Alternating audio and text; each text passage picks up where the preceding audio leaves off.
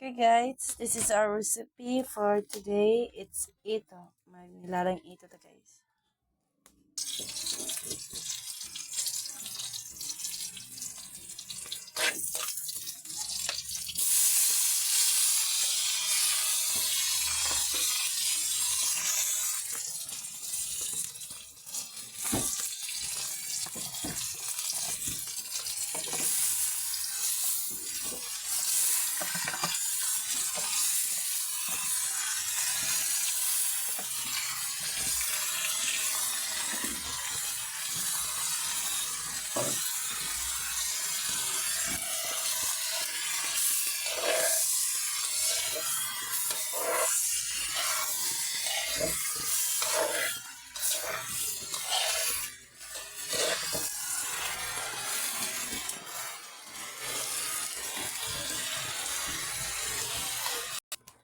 So ayan na siya guys. Our almost finished na siya.